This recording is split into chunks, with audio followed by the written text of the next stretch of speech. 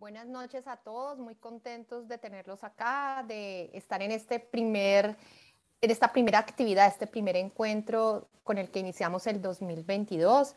Iniciamos actividades con un nuevo aliado, con DDB en México, que va a estar acompañándonos en la comunidad de los CMOs en México, pero también de manera regional con las otras comunidades. Así que estamos muy complacidos de tenerlos esta noche con nosotros y obviamente de contar con la participación de Juan Luis Izaza y con DDB México. Antes de iniciar, recomendarles, el chat va a estar disponible para que vayan escribiendo sus preguntas, sus inquietudes o como quieran participar, los comentarios que nos quieran hacer. Y al finalizar la presentación de Juan, también vamos a tener un espacio para que podamos hacer las preguntas que de pronto no escribieron en el chat, pero que quieren hacer de manera directa a Juan. Así que antes de iniciar en como les digo, en este primer talk, esta primera actividad de nuestro 2022, donde vamos a hablar del consumidor y el ciudadano del 2022, quiero presentarles a Juan Luis Izaza, para los que no lo conocen, que hoy está como presidente de DB México, y contarles un poco de lo que está haciendo Juan en este momento, además de liderar DB México. Es el presidente de DB México, como les decía, pero también vicepresidente de Estrategia e Innovación en DDB Latina.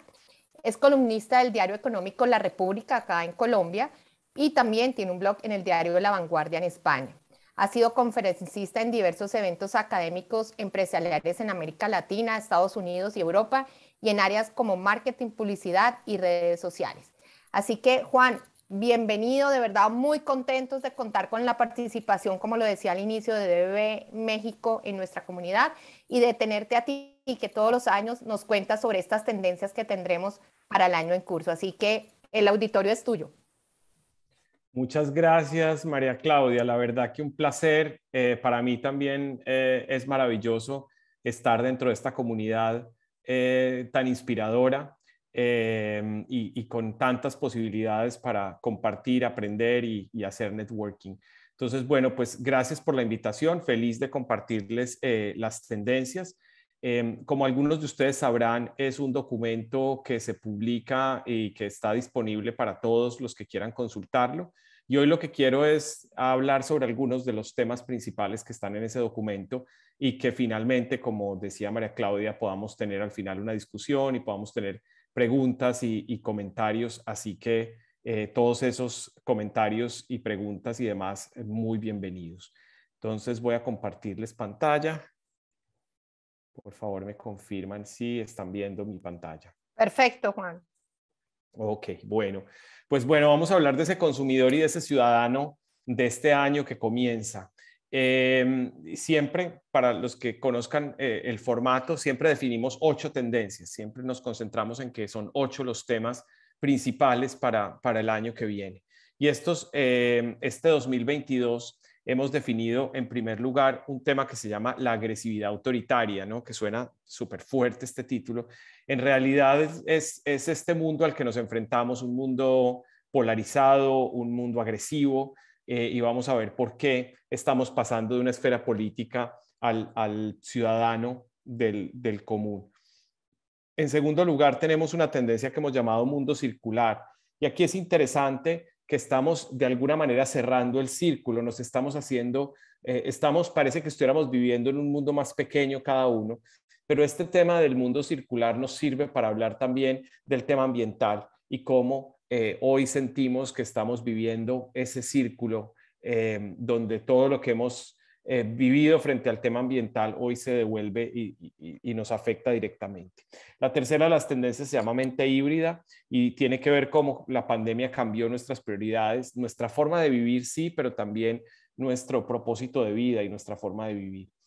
La cuarta se llama Cero Dinero y es fuerte obviamente este título, pero vamos a hablar de 2 cosas en el tema de Cero Dinero. Por un lado es cómo nos ha cambiado la visión sobre el sistema económico y también cómo nos ha cambiado la manera de aproximarnos al dinero, al ahorro,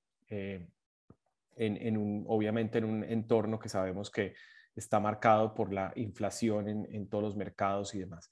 La número 5 se llama superprotección y aquí entendemos que estamos en un mundo donde nos hemos hecho protectores y buscadores de protección al mismo tiempo. Esa imposibilidad de prever lo que viene nos ha hecho buscadores de protección, y ahí hay grandes oportunidades para las marcas. En realidad, en cada una de las tendencias quiero enfocarme mucho en las oportunidades para las marcas, pero esta número 5 particularmente tiene pues muchas oportunidades.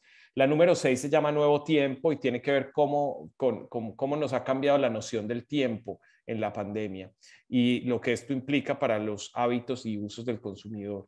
La número 7 se llama diversidad vigilada y tiene que ver con cómo los consumidores hoy nos están vigilando más que nunca, ¿no? Algunos dicen que estamos en una era donde las empresas, las compañías, las marcas son cajas de cristal, donde el consumidor está mirando atentamente lo que pasa ahí adentro. Así que tiene mucho que ver con esto, esta diversidad vigilada. Y el número 8 es esta tendencia que nos habla del placer distópico, nos está interesando todo lo que tenga que ver con escenarios apocalípticos, con el mundo del espacio. Estamos más interesados que nunca en todos estos temas que parecían futurísticos, pero que ahora van a empezar a ser cada vez más de nuestro presente. Entonces, básicamente sobre estos 8 temas vamos a hablar y vamos a comenzar con el primero, que como les decía se llama agresividad autoritaria. ¿Qué quiere decir? Pues que seguimos mirando este mundo polarizado y esto nos hará convertirnos en ciudadanos más agresivos. La democracia corre peligro, algunos hablan de los peligros donde se vive la democracia, sobre todo en países donde la gente quiere gobiernos que hagan grandes cambios, que intervengan mucho más, que hagan transformaciones gigantescas, y pues evidentemente esto pues normalmente no se puede por la vía democrática. Entonces vamos a hablar de cómo se puede estar afectando la democracia. Lo primero, para entender cómo este contexto, y probablemente esta es la tendencia que habla de manera como más amplia, me gusta traer esta palabra hiperpolarización, que es un término que usa The Economist para decir el escenario en el que hoy se mueve el mundo. ¿Y qué quiere decir hiperpolarización? Ustedes me dirán, bueno, de la polarización hemos hablado hace mucho tiempo. Sí, pero la hiperpolarización quiere decir que podemos estar llegando a un punto en el cual las sociedades se polarizan tanto, se rompen tanto, que es muy difícil volver a juntarlas, ¿no? Hay un profesor de Cornell University que se llama Michael Macy, que hace una investigación y concluye, de acuerdo con los eventos, digamos, recientes, particularmente en Estados Unidos, que podemos estar llegando a un punto de no retorno donde realmente es imposible juntar las dos mitades del país, ¿no? Cuando Estados Unidos, en el nivel de polarización que está, pues ya él dice ni siquiera una guerra, ni siquiera una amenaza externa como la pandemia, por ejemplo, es capaz de unir las dos mitades del país. Y esta puede ser una realidad que para nosotros en Latinoamérica puede ser muy lejana aún, porque de todas maneras, bueno, excepto algunos países, digamos que la pandemia, por ejemplo, pues en general unió a la gente en torno a la pandemia, pues a la búsqueda de la solución, al tema de las vacunas y demás, pero de todas maneras vimos mucho una reacción muy polarizada y vemos sociedades que están bastante divididas también en nuestro entorno. ¿Qué pasa cuando una sociedad está tan dividida? Pues que el consumidor prefiere no participar, no hablar, no discutir. Hace mucho tiempo que estamos diciendo cómo la gente empieza en las redes sociales a seguir solamente a la gente que piensa como él, que vive como un poco en esta burbuja y todo esto, pero ahora vemos además que se rompe esa posibilidad de participar. La gente prefiere no participar, no discutir, y me llamó mucho la atención esta investigación que ven en el gráfico del lado izquierdo, de una investigación de Ford que dice que la gente, particularmente la gente más joven, dice, no le digo a la gente mi opinión si pienso que los demás están en desacuerdo, ¿no? Entonces prefiero no discutir, y entonces vamos encontrándonos una sociedad en la que no se discute, en la que no hay intercambio de puntos de vista, porque no existe como la seguridad de poder discutir con quien no está de acuerdo. Y también me sorprendió mucho en este barómetro de la confianza de Edelman, que se publicó hace un par de semanas, donde en los 27 países donde se hace el estudio, la gente, el 64% estaba de acuerdo con que en sus países no carecen de la habilidad de tener debates cívicos y constructivos sobre los temas en los que no están de acuerdo. Entonces, de alguna manera empezamos a ver que se hace muy difícil discutir, se hace muy difícil este intercambio, ¿no?, de los ciudadanos en un tema político. Y aparece esta encuesta de CNN, otra vez en Estados Unidos, que nos dice que el 56% de la gente en Estados Unidos piensa que la democracia está en riesgo, y probablemente más preocupante, que un 51% de la gente dice que un gobierno en Estados Unidos podría cambiar las elecciones si no le favorecieran, podrían cambiar los resultados de unas elecciones. Obviamente en un modelo de Estados Unidos que es probablemente como nuestro referente, digamos, de una democracia sólida y demás. Entonces, empezamos a ver cómo esto puede afectar definitivamente pues, el futuro de la democracia. Hay muchos estudios que nos muestran un descontento general, particularmente en América Latina, con el sistema democrático como tal. O sea, la gente sintiendo que el sistema democrático no resuelve sus problemas. Y ahí es donde pues, sabemos que pueden venir peligros muy grandes como el autoritarismo, ¿no? Hay esta mujer que se llama Anne Applebaum, que probablemente ustedes la hayan oído mencionar. Tiene un libro muy famoso que se llama El ocaso de la democracia, que fue considerado el libro del año por el Washington Post.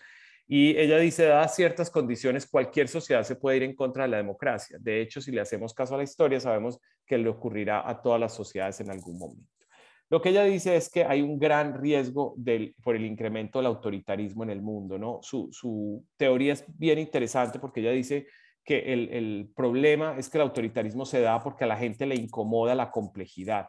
Dice, no es un tema de izquierda o de derecha, no es un tema realmente de uno o otro lado del espectro político, sino que tiene que ver con esos momentos en que una sociedad quiere que se impongan más normas, que haya más regulaciones estrictas, como una forma de simplificar la convivencia. Y eso es lo que más puede afectar un sistema democrático. Y no habla únicamente de Estados Unidos, sino que habla en su libro toca muchos ejemplos de diferentes países en el mundo donde realmente podemos estar en riesgo de acercarnos a un modelo autoritario, donde ya muchos países, como sabemos, también están viviendo modelos autoritarios. Y esto no es ajeno, como les digo, a América Latina. De hecho, me parece interesante este resultado de este estudio que se llama el Latinbarómetro, que nos muestra cómo en los últimos 20 años pues ha crecido estar de acuerdo con la afirmación, no me importaría que un gobierno no democrático llegara al poder si resuelve los problemas, ¿no? Entonces,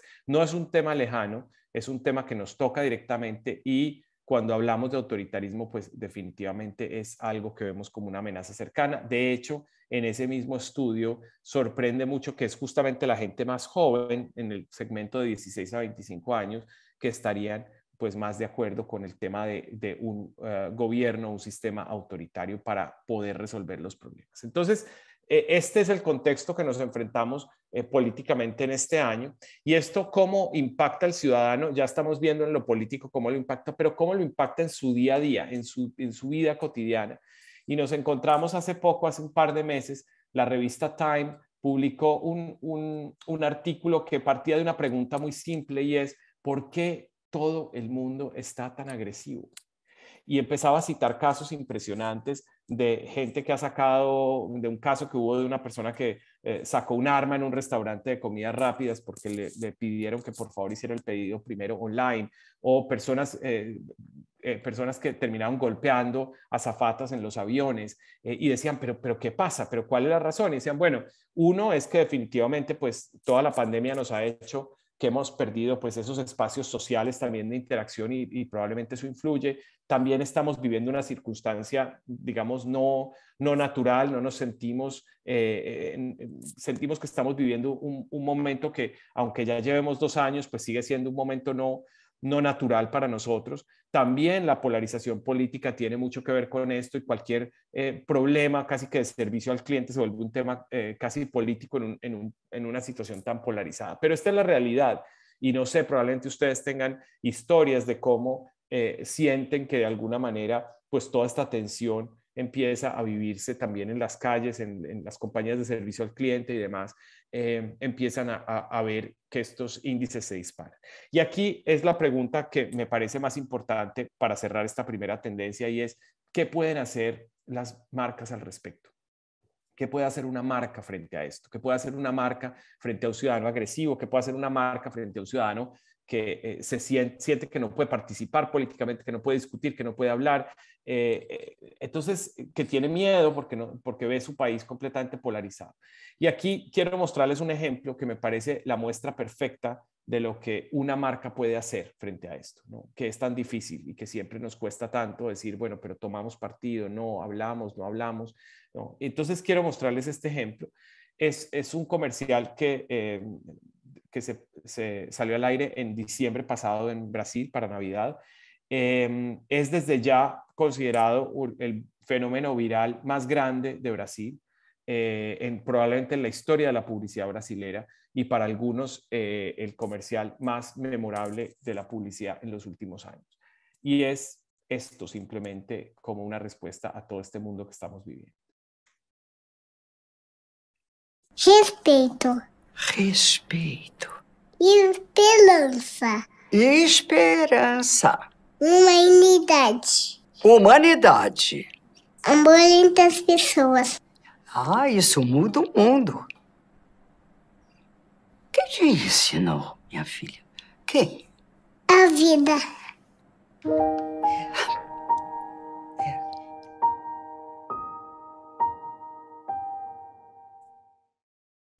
Súper simple, no es una ONG, es un banco. Es un banco que está entendiendo que es un país increíblemente polarizado.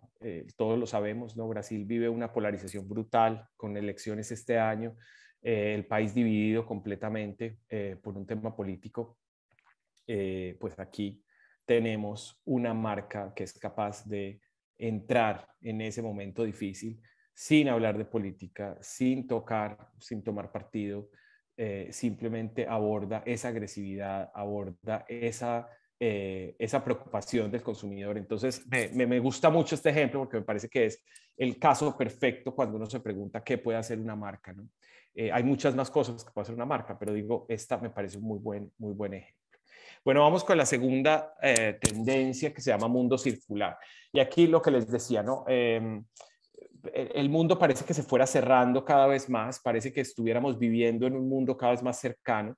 Me sorprendió también mucho con el Edelman Trust Barometer reciente, donde si ustedes miran a la izquierda, a la gente en el mundo entero, esto es global, le preguntan su confianza en personas de otros países o personas que viven en otros estados o provincias o regiones, miren cómo baja. Si la gente desconfía de los inmigrantes, desconfía de los extranjeros, desconfía de la gente de afuera. Y si miran a la derecha, cuando le dice qué tan cercano me siento a mis vecinos, mis compañeros de trabajo, miren cómo aumenta esa cercanía, ¿no? Entonces parece que estuviéramos cerrando ese círculo. Pero la idea del mundo circular nos sirve también para hablar del tema ambiental, ¿no? ¿Qué quiere decir esto? Que también se cierra cada vez más el círculo. Ustedes se acordarán cuando hablábamos del tema ambiental, un tema de los polos de una isla de plástico en el Pacífico, y esto todo parecía tan lejano, tan lejano, que probablemente no nos tocaba a nosotros. Ahora el tema ambiental lo vemos mucho más cerca. Este estudio de Ipsos me pareció súper interesante, también es un estudio global, y el 60% de la gente dice que sabe que habrá eventos climáticos extremos en su país, más en el 2022 que lo que hubo en el 2021. Y de hecho, casi un 40% dice que espera un desastre natural que afecte una ciudad grande de su país, ¿no? Entonces, miren cómo el tema ambiental lo empezamos a ver cada vez más y más cercano, ¿no? Y nos parece un círculo también interesante ver cómo el tema ambiental se empieza a volver una contradicción en sí misma para los propios consumidores cuando vemos que los videojuegos, por ejemplo, tienen un interés muy grande en el tema del cambio climático y empiezan a hacer todas estas campañas concientizando a la gente del cambio climático, pero al mismo tiempo vemos cómo justamente pues el auge del crecimiento de los videojuegos pues son uno de los temas que más puede afectar el medio ambiente, ¿no? Entonces vamos a ver también este círculo, en este caso pues un círculo vicioso, que el mismo consumidor empieza a sentir que su consumo pues trae también más problemas para el tema ambiental. Y otra vez, preguntándonos qué pueden hacer las marcas, aparece este concepto del re-commerce, que estoy seguro que todos ustedes conocen, pero que este año pues será cada vez más relevante, ¿no? Es esta otra parte del marketing. Es esta parte del marketing que nunca nos enseñaron. Siempre nos dijeron que lo más importante era llegar hasta el momento en que el consumidor compraba el producto. Quizás a partir de ahí pues tendríamos que tener algún programa de lealtad y demás, pero no mucho más, ¿no? Pero el producto, en el momento en que el consumidor pues compra el producto, en el momento en que entregamos el servicio, pues se acaba de alguna manera nuestro trabajo. Por lo menos en lo que tiene que ver con el producto mismo, con el objeto mismo. Y resulta que ahora no, ahora resulta que es ese otro marketing, ¿no? Este marketing del re-commerce, ¿no? Ahora debemos hacernos responsables del producto hasta su disposición final, ¿no? Por eso es ahora cool todo lo de segunda mano, por eso es que es importante todo lo que tenga que ver con usar los productos, darle más vida a los productos, consumir más tiempo los productos, y aparece el concepto también de innovación ligado al re-commerce, aparece el concepto de la innovación circular, ¿no? Hemos oído hablar mucho de la economía circular, pero hablamos ahora también de la innovación circular, ¿no? Este estudio que se llama The Circularity Gap nos dice que si se hiciera más uso de materias primas que son resultado de economía circular, podríamos reducir las emisiones de carbono en el planeta hasta un 39%. Entonces, hay muchas oportunidades y una gran invitación a que las marcas piensen en este sentido. Y aquí me parece muy inspirador el caso de Apple, que probablemente, como ustedes vieron, en noviembre anunció que ahora venderá unos kits para que la gente autorrepare sus celulares, ¿no? Supuestamente todos los productos, pero van a comenzar con el iPhone 12 y el iPhone 13, de modo que esto al consumidor le cae increíblemente bien. Al consumidor le parece maravilloso que una marca como Apple le dé la posibilidad de volver, de seguir usando más tiempo su teléfono, de poder repararlo y venderlo y que otra persona lo pueda usar. Y esto conecta perfectamente con ese mindset del consumidor que está diciendo e-commerce. No trates de venderme lo nuevo, trátame de vender también lo viejo, dale también una segunda vida a lo que ya me vendiste. La tercera de las tendencias se llama mente híbrida y acá pues evidentemente hablamos de dos cosas. La primera, el año pasado hablábamos mucho de cómo nos habíamos vuelto como anfibios, ¿no? Como que nos movíamos mucho más fácil de los entornos digitales a los entornos físicos, cómo nos movíamos del trabajo a las vacaciones o del trabajo al descanso. Y esto, pues, al final, que nos hace probablemente más ágiles como seres humanos, nos ha pasado una cuota, ¿no? Y nos hemos empezado a cuestionar con mucha más fuerza realmente qué sentido tiene la vida así como la estamos viviendo, ¿no? ¿Qué sentido tiene esta vida de esta manera? Y aparece aquí un estudio que me pareció súper interesante de Accenture, que publicó Accenture, donde en un estudio global determinaron que el 50% de la gente decía: la pandemia me ha hecho revisar mi propósito personal totalmente y lo que es importante para mí en la vida. Es decir, 1 de cada 2 consumidores ahí afuera está diciendo: yo revisé completamente mi propósito personal y lo que es importante para mí en la vida a raíz de la pandemia. O sea, no creo que haya una prueba más clara de que la pandemia nos ha cambiado. Entonces, ¿qué ha pasado? Pues que sí, ahora somos híbridos, que nos movemos mucho más fácil entre unos entornos y otros, pero hoy empezamos a hablar de otras prioridades. También me parece súper interesante este estudio, también global, de Pew Research Center, que compara un estudio que se había hecho en el 2017 con el 2021. Y miren cómo la gente dice del 2017 al 2021, cómo se define el propósito de vida, el significado de la vida. Y miren cómo pesan más palabras como sociedad, libertad, independencia, naturaleza, y pesan menos palabras como carrera, cosas materiales. Entonces empieza también a redefinirse el significado de la vida, el significado de lo que yo quiero vivir. Y esto, pues evidentemente lo conocen y lo han oído ustedes, aparece pues esta gran renuncia, ¿no? Que se podría traducir este momento que se vive en Estados Unidos, ¿no? El semestre pasado, bueno, el semestre último del 2021, 20 millones de personas renunciaron a sus trabajos, ¿no? Solo en noviembre fueron 4,5 millones. Y cuando a la gente le preguntan por qué estás dejando tu trabajo, la primera razón que dice es porque quiero un mejor equilibrio entre mi vida personal y mi vida laboral, ¿no? Entonces, esto tiene mucho que ver con este cambio, con esta mentalidad, esta mente híbrida que nos ha llevado a ser capaces de movernos con mucha más flexibilidad, pero también esto nos ha hecho movernos en un sentido diferente con nuestra vida. También muy interesante el estudio de Global Web Index, donde esto es Estados Unidos, pero me pareció muy interesante cuando miran estos atributos que la gente dice que hoy se siente más atrevido, más creativo y más ambicioso que hace un año. Eso me parece muy interesante, porque ahí casi que uno empieza a preguntarse, ¿será que la pandemia nos quitó el miedo? Nos quitó el miedo a emprender, nos quitó el miedo a crear, nos quitó el miedo a la recursividad. Ya pasamos por lo peor, ahora somos capaces de vivir sin el empleo, como el empleo cómodo que habíamos tenido, ¿no? Empieza como este cuestionamiento de muchas cosas. Entonces, me parece que es un punto interesante en este contexto de esta mente híbrida. Y hablando de esa mente híbrida, pues imposible no hablar del tema del metaverso, sobre todo en lo que tiene que ver con las marcas y lo que esto significa y representa para las marcas. El metaverso, pues ustedes se acuerdan que hablamos muchísimo a finales del año pasado a raíz también del cambio de marca de Facebook y demás. Yo creo que lo que vamos a ver cada vez más con el metaverso, pues es que se vuelve una cosa cada vez más cotidiana, evidentemente. Alguien decía que si realmente pues el metaverso lo definimos como debería definirse como un espacio virtual paralelo, pues ya tenemos muchos, ¿no? A mí me sorprendió mucho en las tendencias de Fjord en su reporte del 2022 que decía el metaverso tiene mucho menos que ver con unicornios y dragones y mucho más con escapar los límites de las paredes físicas y pasar tiempo en los espacios virtuales.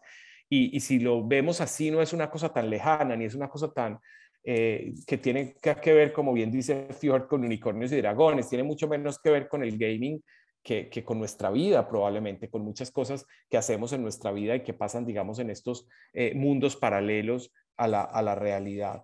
Entonces creo que se va a hacer un tema mucho más cotidiano, va a ser un tema muy polémico. De hecho, hay una crítica que me parece súper interesante de este hombre que se llama John Hank, que si ustedes se acuerdan, fue el creador de Pokémon Go, que en el 2016 pues fue la locura, ¿no? Como este ejemplo de realidad aumentada. Y John Hank tiene un punto interesante y dice, más que crear un metaverso, deberíamos preocuparnos por crear un mejor mundo. O sea, no debería haber un segundo mundo, sino realmente aumentar el mundo que tenemos, darle más posibilidades al mundo que tenemos. Muchas críticas que vamos a tener sobre el metaverso, de cómo realmente puede ser simplemente un término inventado por Microsoft y por Facebook, ¿no? Muchas críticas con el Zuckerbergs y todo esto que tiene que ver con esta idea de crear este metaverso como un tema más comercial, con un fin más comercial que realmente algo que le sirva o que transforme a los consumidores. Aquí quiero que vean un video porque de muchas críticas, seguramente muchos de ustedes leyeron reportes o alguno habrá estado en CES este año, en la Feria de Tecnología de Las Vegas, pero digamos uno de los que los críticos decían que era una de las ideas realmente interesantes que se habían visto en la feria, es esta que van a ver a continuación, y yo creo que tiene mucho que ver con ese aumentar el mundo que tenemos más que crear un metaverso, y por eso me parece relevante mostrarlo en este caso. Es una innovación de esta compañía china que es TCL, y miren lo que ellos están proponiendo.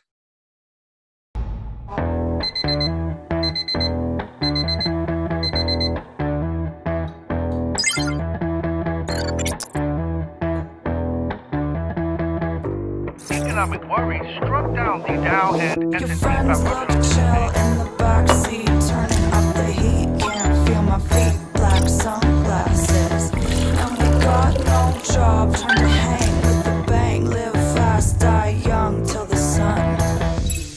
Hi honey, today I will come in the airport at 4 in the afternoon. See you later, hope to see you soon.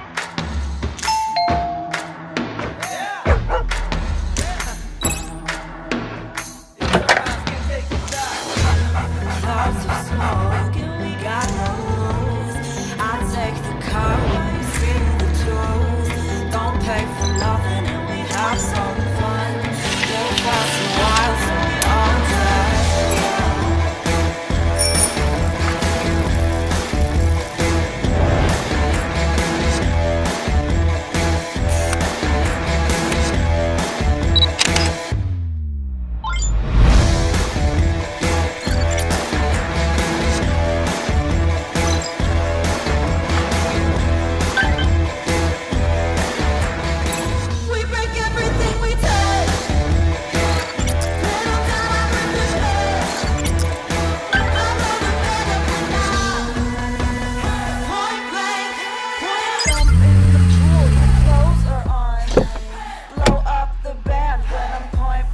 Let's go. Y ustedes dirán, bueno, pero ya hemos oído hablar mucho de los lentes y toda esta cosa, y pues esto no es, probablemente no es mucho más que los lentes estos de Google llevados al mundo de hoy. Lo que dicen, digamos, esto es un prototipo, pero a parecer ahora en el mes de febrero está listo el dispositivo real. Y lo que decían muchos comentaristas es que realmente se ve bien, es fácil de usar, es atractivo, y eso pues es algo que facilita mucho la adopción. Entonces es posible que veamos esto como una interpretación de esa realidad aumentada. De este tema, para cerrar el tema del metaverso, hay una cosa que me parece importante que las marcas tengan en cuenta en este año, y nace de esta marca que siempre hemos visto pues como muy inspiradora y que siempre nos ha guiado mucho, que es Nike. Probablemente ustedes vieron que a finales del año Nike compró esta compañía que se llama Artifact. Artifact es una compañía que se fundó durante la pandemia, o sea, es hiper joven como compañía, y la compró Nike. Ellos lo que estaban haciendo era vendiendo zapatos, vendiendo zapatillas virtuales, ¿no? Vendiendo en NFTs de colecciones de zapatos. Y Nike pues dice, los compra y dice, básicamente esto me va a ayudar a acelerar mi transformación digital, es lo que dice.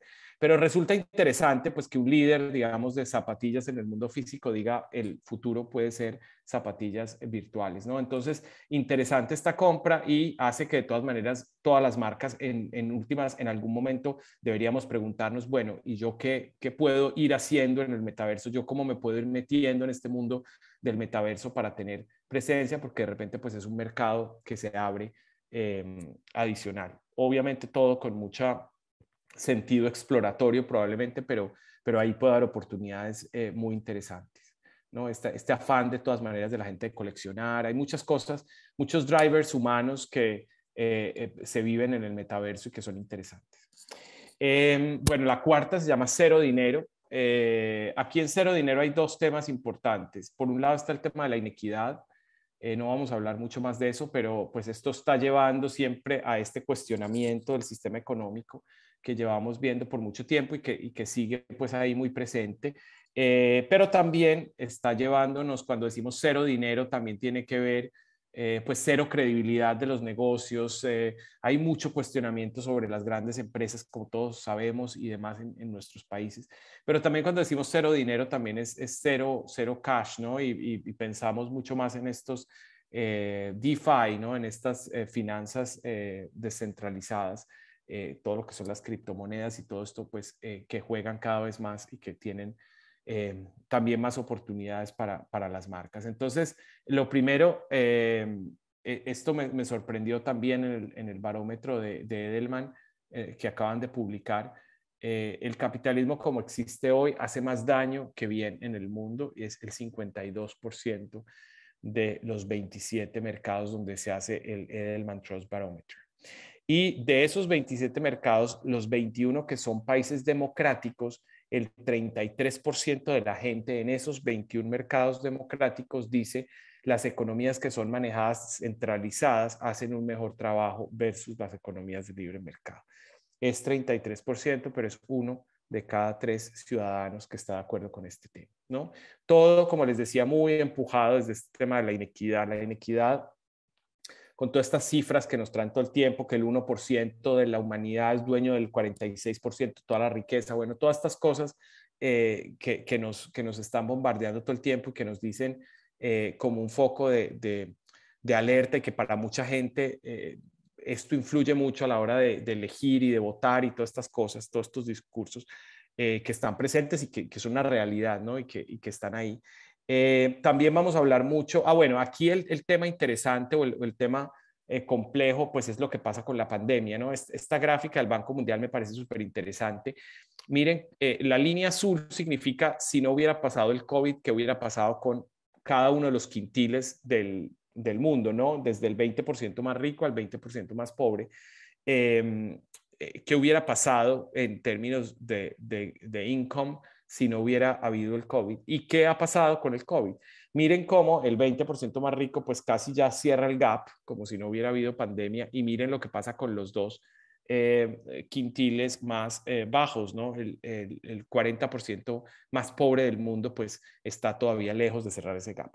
Pero el tema de la inequidad va a jugar mucho también el tema como de los países, ¿no? Esta sensación de los países que viven en otro mundo, literalmente. Miren la gráfica de la izquierda, miren el porcentaje de vacunados en los países más pobres o en los países de menores ingresos versus los países de mayores ingresos. Esto es una cifra de enero de este año. Entonces, evidentemente esto genera un gap que hace que sea imposible pues comparar, es decir, es literalmente dos planetas, ¿no? Los países de África particularmente versus el resto del mundo. Y que obviamente esto cree todavía una desigualdad más grande y todavía un gap más grande que se va a ampliar, ¿no? Esta idea que nos habían dicho desde el principio de la pandemia que la recuperación sería en forma de letra K, ¿no? Que los que estaban bien estarían mucho mejor y los que estaban mal estarían mucho peor. Pues esto claramente aplica a los países y aplica también interesante esta gráfica de la derecha de lo que significa la deuda como porcentaje del GDP en los mercados, en las economías emergentes, están, pues es 3 veces más de lo que estaban hace 50 años, ¿no? Están 3 veces más endeudados hoy de lo que estaban hace 50 años. Entonces, de esto, pues evidentemente hablaremos mucho y en el documento, pues hay un poco más de información de este tema. Y está el tema de las criptomonedas, que pues todos lo sabemos, ha crecido impresionante. Esta cifra de los últimos años, del 2018 al 2021, según Global Web Index, miren el crecimiento que ha tenido de aquellos que dicen, usuarios de Internet que dicen que son dueños de criptomonedas, pues realmente pues se ha duplicado, ¿no? Entonces, supuestamente hoy, pues 1 de cada 10 usuarios de Internet en el mundo, pues es poseedor de criptomonedas. Entonces, se vuelve ya un tema realmente grande y significativo. Y aquí, cuando nos preguntamos qué pueden hacer las marcas frente a esto, pues tendemos a decir, bueno, pues podemos vender los productos con Bitcoin y no se nos ocurre mucho más, digamos, de qué puede hacer la marca. Y aquí hay un punto de vista que me pareció súper interesante de este hombre que se llama Sam Ewen, que es el vicepresidente de CoinDesk, que él dice, las marcas deberían entender a los compradores de Bitcoins y de criptomonedas en general como una comunidad. Deberían preocuparse por entender sus necesidades, deberían considerarlos como un target que puede inspirar a la marca, porque es un target que tiene acceso a muchas cosas, que tiene una visión, digamos, financiera, que es líder de opinión, que va, digamos, a la vanguardia y puede haber muchas oportunidades que nacen de unir a las marcas con estas personas, de traer a estas personas como inspiración de las marcas, como sumarlos, digamos, al equipo creativo de las marcas y realmente hoy lo vemos con mucha más limitación, ¿no? Como solamente pues vender los productos a través recibiendo bitcoins y esto que está bien, pero lo que me pareció interesante de este punto de vista de Sam Ewen es eso, justamente las posibilidades que tenemos. Vamos con el número 5, les decía que es un momento en el que nos hemos hecho protectores y al mismo tiempo buscadores de protección. Nos hemos hecho mucho más cuidadosos de nuestra salud, por ejemplo, somos hoy mucho más responsables. El tema del cuidado de la salud, pues como ustedes lo saben, a todos los niveles, desde mejores planes de salud hasta comer mejor, hasta hacer más ejercicio. Todo esto ha sido, digamos, es algo que hoy al consumidor en general le interesa. Y aparece un concepto del que habla LSM Global, que se llama Synchronized Care. Y me parece súper interesante porque dice, lo que hizo la pandemia es que por primera vez el autocuidado no sea un tema individual, sino un tema colectivo. Y me dice, pero ¿cómo es posible? El autocuidado se supone que es un tema personal.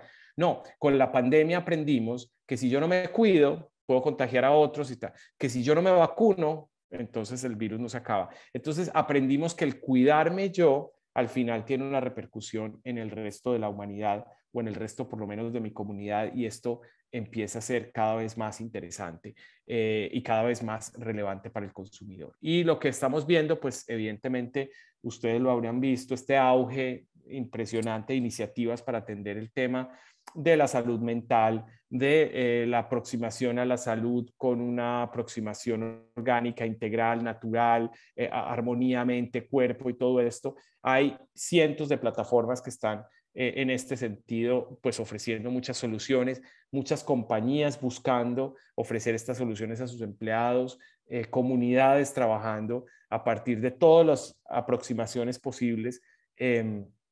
Y la realidad es que el consumidor está respondiendo bastante bien a esto. Este es un dato que me pareció súper interesante en el proyectado. Miren cómo crece el gasto en aplicaciones móviles relacionadas con la salud y el bienestar.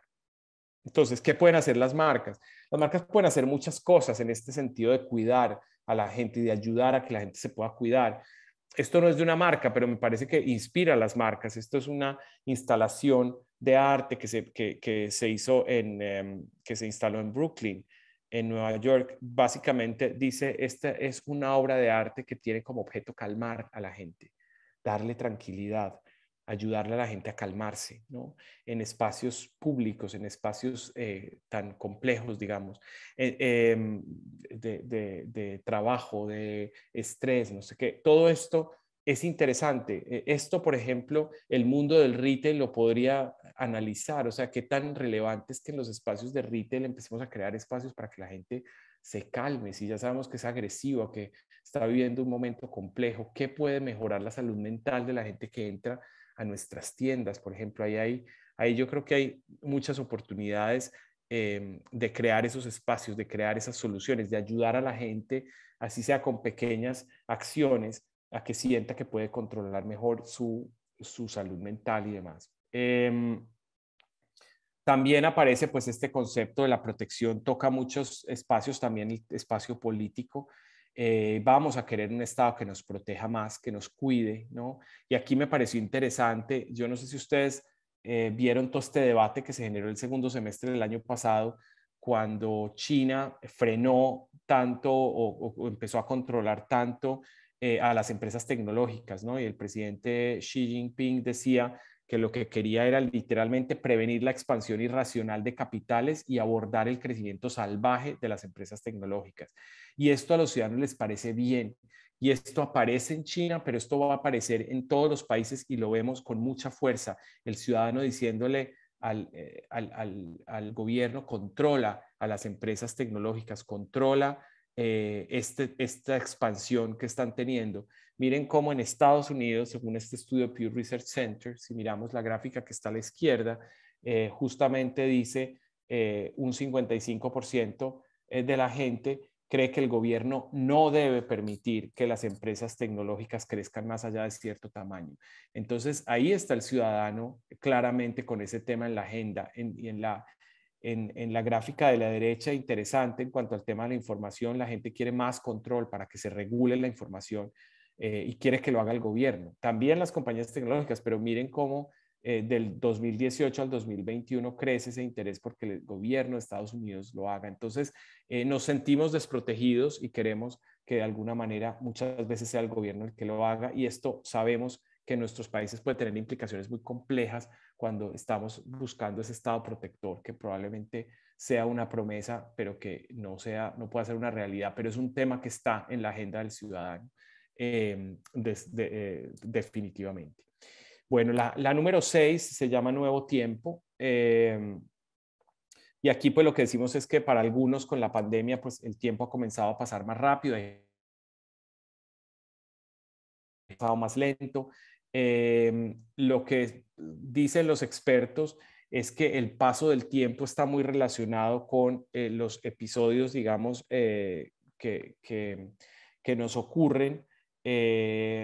Y entonces aquí es interesante porque pues en la medida en que muchos seguimos trabajando, por lo menos la mayor parte del tiempo desde la casa, estamos saliendo menos o estamos viendo menos gente, pues nos estamos teniendo menos incidentes en el tráfico, estamos encontrándonos con menos gente como nos encontrábamos antes, probablemente estamos pues dejando de transportarnos, dejando de encontrarnos con gente después del trabajo o este tipo de cosas o incidentes que nos pasan en el trabajo. Entonces, esto afecta definitivamente la sensación del paso del tiempo, ¿no? Entonces, por eso, justamente, porque los expertos dicen que el paso del tiempo depende de la cantidad de novedades que experimentamos. Entonces, esto tiene muchas implicaciones porque se ha vuelto, definitivamente impacta en el tema de la salud mental, pero también impacta en el sentido del tiempo, ¿no? ¿En qué empleo mi tiempo en la gente? Y esto tiene también que ver con lo que hablábamos antes de la gran renuncia y de lo que para mucha gente significa el tema del trabajo y el espacio personal. De hecho, este estudio Global Web Index me pareció súper interesante porque cuando a la gente le preguntan cómo está haciendo para manejar su salud mental, miren que la generación Z, los millennials, los más jóvenes, dicen que lo que hacen es tomar breaks del trabajo, ¿no? Tomar estos momentos de descanso pasando más tiempo, digamos, fuera del trabajo, tomando estos espacios fuera del trabajo. Esto me pareció súper interesante, ¿no? Hay otras cosas que también, pues, por el tiempo no podemos profundizar mucho más, pero también es interesante la segunda de las cosas que dicen, y es que pasar menos tiempo en social media es otra forma de manejar su salud mental, y de eso vamos a hablar mucho este año porque hay un gran movimiento del consumidor por unas redes sociales más auténticas. Nos llenamos de influencers, nos llenamos de imágenes súper prefabricadas, y esto no es nuevo, esto hemos hablado hace mucho, pero hoy el consumidor pues, puede estar sintiendo que esto toca el tema de su salud mental. Hablando de las generaciones más jóvenes, quisiera hacer un punto particularmente sobre esta generación que creo que no deberíamos dejar de tener en cuenta. Es la generación que se llaman los alfas. Los alfas son los más jóvenes de los zetas y los mayores de los alfas, ¿no? Entonces, para que nos ubiquemos, son los que hoy tienen entre 9 y 14 años. ¿Qué pasa con estos alfas? Se ha identificado que es una generación, digamos que es una generación intermedia entre los zetas y los alfas, que están particularmente súper preocupados por el tema de la productividad, ¿no? Hablando de este tema del manejo del tiempo.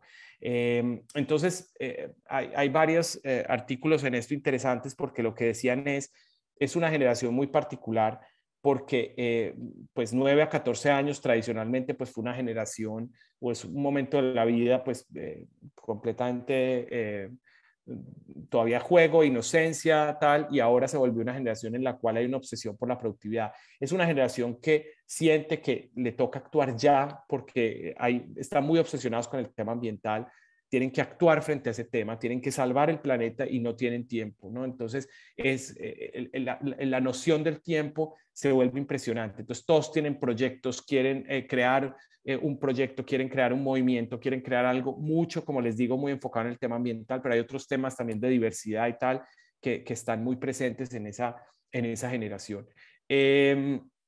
Y hay dos espacios donde están los alfas, ¿no? Cuando lo pensamos en el manejo de su tiempo, hay dos espacios en los que está mucho tiempo. Probablemente han oído ustedes hablar mucho de Roblox, que es esta plataforma que básicamente permite crear juegos, ¿no? Permite a los usuarios que puedan crear sus propios juegos y sobre todo pues que puede jugar con los juegos que crearon otros. Y Discord, que originalmente pues estaba más pensada para acompañar, digamos, el gaming, se ha vuelto también una especie de una plataforma para hacer un poco comunidades y ponerse tareas y tal, y se ha empezado a ver pues mucha fuerza de foros, ¿no? Se vuelve como un espacio de foros sobre diferentes temas que le interesan a los alfas, ¿no? Entonces, estos son como los dos espacios donde estos alfas se están moviendo más, y como les digo, lo interesante es una generación obsesionada por el tema del tiempo, obsesionada por el tema de la productividad, ¿no? No hay tiempo para nada, o sea, lo tienen que hacer y tienen que cambiar el mundo ya, ¿no? Eso es lo que sienten. Y para terminar este tema del tiempo, del manejo del tiempo, aparece esta tendencia que yo sé que es muy puntual para el mundo, probablemente el turismo, pero me parece que es interesante tenerlo como un ejemplo, y es este movimiento del slow travel. ¿Qué quiere decir esto? Es básicamente viajar diferente, ¿no? Esto ya lo estábamos viendo antes de la pandemia, pero la pandemia pues definitivamente lo ha traído con mucha más fuerza. Un ejemplo interesante es esta compañía de viajes del Reino Unido que se llama Byway, que te promete viajes 100% libres de vuelos. Y básicamente lo que hablan es de viajes que son en tren, en bote, en bicicleta, pero mucho más conectados, ¿no? Nada de estas cosas de 5 ciudades en 4 días y estas cosas, sino mucho más enfocado en disfrutar, en vivir mucho más mucho más meaningful y mucho más mindful el viaje, ¿no? La séptima de las tendencias se llama diversidad vigilada. Como les contaba al principio, pues hemos hablado mucho de diversidad. Sé que las marcas, todas las compañías, hoy probablemente el tema de la diversidad, pues todo lo tenemos muy en la agenda, muy presente, pero pues el tema de vigilada es real y es muy poderoso. Hay un movimiento, particularmente en las empresas tecnológicas en Estados Unidos, que se ha llamado el teatro de la diversidad, y es esta crítica sobre todo de los empleados afroamericanos, que dicen pues que se ha hablado mucho de la diversidad y que hay mucha conversación sobre la diversidad en las empresas, pero que en realidad en sus directivos y en sus estructuras de poder pues nada ha cambiado, ¿no? Aquí hay una cosa que me parece que es una de las cosas que a mí más me ha sorprendido en lo que significa para los, digamos, con el impacto que tiene la diversidad en los consumidores, y tiene que ver justamente con esto, con los empleados de las compañías. Miren en este estudio, que también es del barómetro de la confianza de Edelman, miren cómo antes de la pandemia versus el año pasado, miren el gran cambio que se vio, y esto es súper interesante. Hasta antes de la pandemia, la gente, si tú le preguntabas ¿cuál es la clave para que una compañía tenga éxito en el largo plazo? La gente te decía pues que atienda bien a sus consumidores y clientes, ¿no? Por primera vez, el consumidor responde que cuide a sus empleados.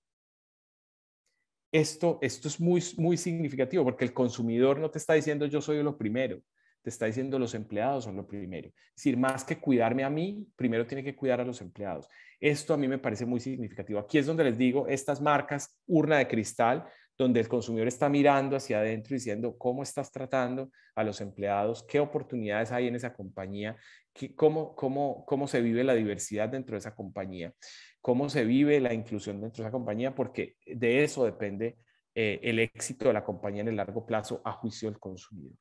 Y los consumidores más jóvenes, en este estudio de Deloitte, me pareció muy interesante por el gap que representa. Si ustedes miran las edades que están ahí representadas y cómo en todas las categorías las generaciones más jóvenes dicen lo que yo quiero es publicidad que represente, ¿no?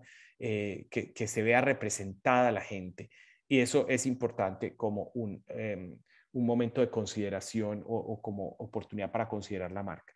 Y aquí quiero que vean un video de una marca que puntualmente pues hace un ejercicio de esto. Yo sé que no es el único, yo sé que hay otras marcas, muchas haciendo cosas parecidas, pero me parece interesante esto para tenerlo en la agenda de las marcas este año. Most beauty brands don't design products for physical disabilities. You spoke, we listened. Can you make it easy to grip with one hand? Make the bottom grippy so it doesn't slip. It's hard to know the difference between products. Could you add Braille? Our new limited edition Easy Open Lid, designed for women with dexterity issues, limb differences, and sight challenges. I've never seen a jar like this. It's very easy for me to open. This is great. Like, I have more grip with this. It's amazing, to be honest. I can read it. It's written in Braille. Accessibility just makes things better for everyone. My review for this new lid would be like a 10 out of a 10. Open to change, open for all. Olay. Miren lo interesante de los consumidores. Puede que yo no lo necesite, pero para mí es fundamental que le estés dando accesibilidad a otros. Acuérdense que la generación Z está obsesionada por que nadie se quede atrás, que nadie se quede excluido, que a nadie no pueda participar, que nadie... Eso es fundamental para esta generación. Entonces, este ejemplo me parece interesante. Y vamos con la última de las tendencias, que se llama placer distópico. Y aquí lo que decimos es... pues por alguna razón estamos llenos de series que nos hablan de un futuro apocalíptico. Puede ser que es la pandemia que no termina y sentimos que la normalidad que teníamos antes ya no se va a recuperar nunca, pero nos genera mucho interés el futuro, el espacio, los escenarios más retadores para la humanidad y demás. ¿Por qué es tan importante el tema del espacio? Bueno, por muchos temas, noticias que vamos a tener este año, desde el telescopio de James Webb, desde los millonarios que están pagando por pasar una semana en la Estación Espacial Internacional. Rusia va a lanzar la primera película en la historia hecha en el espacio, rodada en el espacio. China va a tener su propia estación espacial, aparte de la Estación Espacial Internacional. Muchos de estos temas van a estar en las noticias, estos y muchos más. Esta idea de que se detuvo el año pasado, pero que podría volver a prosperar, de lanzar este globo que podría liberar unas partículas en la atmósfera que puedan ayudar a controlar el sol, ¿no? A regular el sol y de esa manera poder atacar el tema del calentamiento global, con toda la polémica que eso implica, pero muchos temas relacionados, digamos, con este tema futurista. Y lo que a mí me parece más interesante es en este estudio de Ford que les cité antes, cómo la gente, particularmente los más jóvenes, que es 70% de la generación Z, dice que los humanos tendremos que buscar recursos en otros planetas para hacer viable la humanidad. Es decir, ya 7 de cada 10 personas jóvenes hoy sienten que de todas maneras el futuro va a pasar en todo caso por los recursos que hay en otros planetas o que hay en el espacio. Y esto pues nos hace de todas maneras con este sentido un poco como apocalíptico, ¿no? Ustedes habrán visto pues Don't Look Up, que es una de las 3 películas más vistas en la historia de Netflix. Si la han visto, si no, pues interesante es la historia de un asteroide que podría impactar la Tierra. Y aunque sea pues una analogía del tema del calentamiento global o lo que sea, en todo caso es interesante porque justamente cuando se lanzó la película, al mismo tiempo la NASA estaba justamente lanzando un proyecto para ver cómo podría desviarse un asteroide que pudiera impactar la Tierra. Entonces, lo que me parece interesante aquí es que la ficción y la realidad van pasando de la mano. Es decir, una cosa está pasando en Netflix, pero la NASA está haciendo un proyecto similar. Estamos viendo un tema en el espacio y los ciudadanos dicen, el espacio, ahí están los recursos para el futuro. Entonces vamos de alguna manera como viviendo estos mundos paralelos. Y obviamente aquí la pregunta es, ¿y qué pueden hacer las marcas? Y obviamente pues es lo más complejo, pero aquí hay 2 ejemplos que me parecen muy interesantes, ¿no? Uno es esta idea de Heinz, que lo que hizo fue decir, bueno, si vamos a ir a Marte, en algún momento pues habrá que ver cómo cultivamos los tomates en Marte, porque pues habrá que producir Heinz en Marte. Y entonces desarrollaron con una universidad un estudio para cultivar tomates bajo las condiciones de Marte, ¿no? Y lograron desarrollar estos tomates y generaron una edición especial de los tomates hechos con las condiciones de Marte. ¿Para qué impacta esto? Pues evidentemente es un tema de comunicación, pero que para los consumidores que están tan interesados en el tema del espacio, pues se vuelve un tema atractivo de la marca. Y lo otro es ahora en CES, en esta feria de tecnología, Procter & Gamble acaba de hablar de que está en su iniciativa de desarrollar un detergente para lavar la ropa en el espacio. ¿Cómo lavar la ropa en el espacio? En unas condiciones donde no hay agua suficiente. Qué interesante eso, porque en la rueda de prensa cuando lo contaban decían, pero aunque se esté pensando para el espacio, que evidentemente es una necesidad que tienen los que están en la Estación Espacial Internacional de lavar la ropa, lo estamos pensando para el espacio, pero podrá funcionar en la Tierra en lugares donde, por ejemplo, no haya acceso al agua. Entonces, empieza a ser interesante, ¿no? Este juego en el que las marcas pueden también poner a la gente a mirar hacia el espacio, pero al final a vivir pues su realidad en la Tierra y demás. Entonces, eso me parece que es inspirador, me parece que por lo menos tenerlo en la mira podría ser interesante y de todas maneras nos puede detonar ideas interesantes para las marcas. Entonces, bueno, estas son las 8 tendencias. Como les digo, el documento en PDF está disponible y con mucho gusto podemos compartirlo. Y bueno, creo que me fui un poco más del tiempo, pero aquí estoy igual listo a que respondamos preguntas, comentarios, discusiones, todo súper, súper bienvenido. No, Juan, súper presentación. Mil gracias. De nuevo, todos los años nos traes estas tendencias y la verdad, cada vez vamos viendo cómo estamos a la vanguardia con DDB en este tipo de presentaciones. Mil gracias de nuevo. Sí, creo que se me olvidó comentarle a los que nos acompañaban, los que nos han acompañado hoy van a tener copia de la presentación que nos ha hecho Juan para que puedan revisarla en detalle. Y sí, ya tenemos varias preguntas, Juan. Mira, voy a comenzar con Eduardo, que dice, ¿cuánto está dispuesto el ciudadano actual a ser parte de su libertad al pedir mayor control al Estado protector?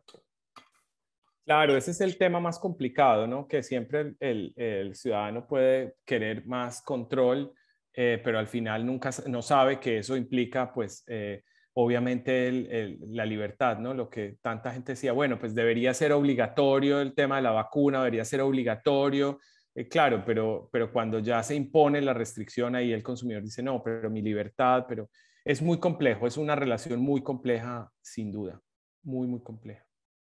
Así es.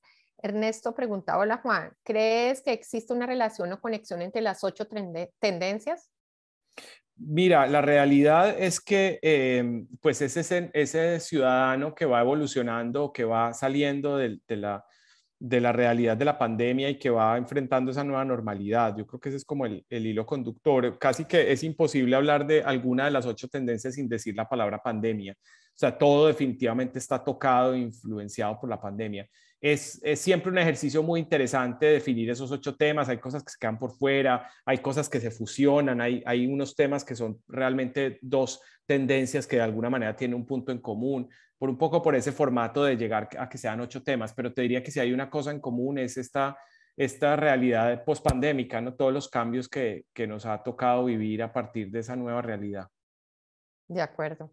Francisco dice, sobre el tema de cuidar a los empleados, la relación entre comunicación organizacional y marketing se vuelve más estratégica. ¿Qué piensas al respecto? Uy, completamente, completamente. Yo me acuerdo que hace por ahí 2 años, incluso probablemente antes de la pandemia, yo decía que el endomarketing y el marketing eran la misma cosa, que no tenía sentido seguir hablando de endomarketing porque en realidad lo que pasaba dentro de la compañía y lo que pasaba afuera en realidad deberían ser la misma realidad, ¿no? Casi que uno pensara que en el marketing plan debería estar el renglón de la parte de endomarketing y no al revés, ¿no? Y no pensar que es otro tema de otra área y tal. Sí, definitivamente esa comunicación organizacional para mí ya no tiene ningún sentido verla aparte del área de marketing. De acuerdo, de manera aislada. Julie pregunta, ¿cómo podemos prepararnos en nuestras empresas para atender los requerimientos de los alfas que serán los consumidores del futuro? Dales un plan, dales un proyecto, ponlos a trabajar, ponlos a hacer algo, premialos, reconóceles, dales becas, dales un proyecto. Haz una invitación a que hagan un proyecto para diseñar el nuevo producto que puede ayudar a las personas con discapacidad, no sé qué, y vas a tenerlos a todos trabajando, conectados, tienen una capacidad de networking impresionante, van a estar felices de trabajar en un proyecto. Obviamente que sea un proyecto significativo para la humanidad o para el bien de algo, ¿no? Pero ponlos a trabajar, esa es la mejor manera como puedes tener a los alfas ahí súper conectados con tu marca. Ok, Francisco, el tema del placer distópico, ¿no crees que es un poco contradictorio con la preocupación de los alfas por el cuidado ambiental? Lo que pasa es que sí, es un poco esa realidad como, o sea, esa relación entre la realidad y la ficción. Entonces es un poco como, a mí me ha llamado mucho la atención, por ejemplo, el tema del Squid Game, ¿no? El juego del calamar y esto, donde estamos como, incluso ha habido, y ahí en el documento lo ven con más detalle, lo que opinan, digamos, los teóricos al respecto, ¿no? Cómo eso puede tener mucho que ver con el futuro realmente de la humanidad. Y creo que lo que nos interesa, no solo a los alfas, a todo el mundo, es un poco como ver eso, cómo podría ser ese mundo distópico, cómo podría ser ese mundo. Yo creo que lo que es interesante con la pandemia otra vez es que nos mostró una realidad que no pensábamos que podía pasar en un mundo donde todo estaba supuestamente donde era todo tan predecible, todo era tan solucionable, donde todo había como una solución para todo, ¿no? Como que los problemas eran de los países tercermundistas, pero al final siempre había una solución para lo que fuera, ¿no? Si fuera un fenómeno natural o lo que fuera, siempre había como recursos. Entonces, creo que es un poco como la humanidad tratando de mirar ese mundo distópico, qué es lo peor que podría pasar, cuál es el worst case scenario. Y eso es atractivo no solo para los alfas, sino para todos. Pero los alfas realmente están preocupados porque pues oyen decir que el planeta se va a acabar en el 2050 o en el 2060 y la sexta extinción y todas estas cosas. Entonces ellos están preocupados como por trabajar en ese sentido, que si se fijas está bastante conectado. O sea, ellos están trabajando para que no pase ese mundo distópico del cual está hablando todo el mundo. Ok. Juan Samuel, hoy por hoy, espérate que se me fue, hoy por hoy es optimizar recursos. Por ejemplo, la industria automotriz está pensando en el reciclaje de sus partes de colisión. Sí, totalmente. Todo lo que sea e-commerce, todo lo que sea usos que se nos puedan ocurrir para los productos y demás, todo eso es súper relevante, súper relevante. Bueno, aquí hay unas felicitaciones, Juan, es súper buenas tendencias. Vanessa, claro que sí, vamos a compartirles a los que nos acompañaron la presentación del PDF que nos estaban pidiendo. Más, excelente, gracias, compartamos el PDF. Felicidades, extraordinaria presentación y gran resumen, Juan. Excelente, tendencias, por demás importantísimo esta fase del cambio del planeta post pandemia, ¿de acuerdo? ¿La pandemia generó estas nuevas tendencias o solo las aceleró, Juan? No, las aceleró. No, las aceleró. Sin duda las aceleró. Las aceleró. Yo creo que de todo ya de alguna manera estábamos viendo qué estaba pasando y se aceleró con la pandemia. Juan Carlos dice, ojalá nos puedan compartir los links de los videos de apoyo para cada tendencia. Me gustaría compartirlo con mi equipo y presentarlo con las imágenes y videos de apoyo, los cuales ilustran muy bien cada tendencia. Sin ningún problema. Yo te paso los links, María Claudia, y tú los puedes compartir. Claro que sí, entonces compartimos el PDF y los links. Ángela dice, hola, muchas gracias, súper clara toda la información. Una pregunta, ¿las marcas deberíamos buscar llegar a todas las tendencias o se debe definir una estrategia? Yo creo que las tendencias nos dan un marco para entender un poco por dónde se está moviendo el consumidor.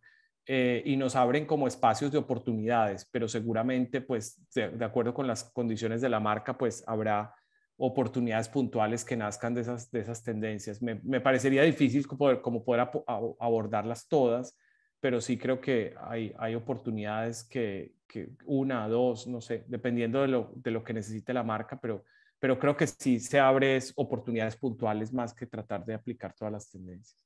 Sí, de acuerdo, ¿no? Me acuerdo al sector, a la industria también, a la marca, como dices tú. Ricardo dice, nos pones a pensar, Juan, muy inmediato el hecho que somos híbridos. Evolucionamos a seres anfibios y quizás una gama aún más extensa de consumidor. Espérate que se me fue. Se me perdió el de Ricardo. Pero bueno, estaba hablando de ese cambio y quizás una gama aún más extensa de consumidor. Ajá. Es eso lo que dice Ricardo, lo que nos pone ahí en el chat. Sí, yo creo que definitivamente es un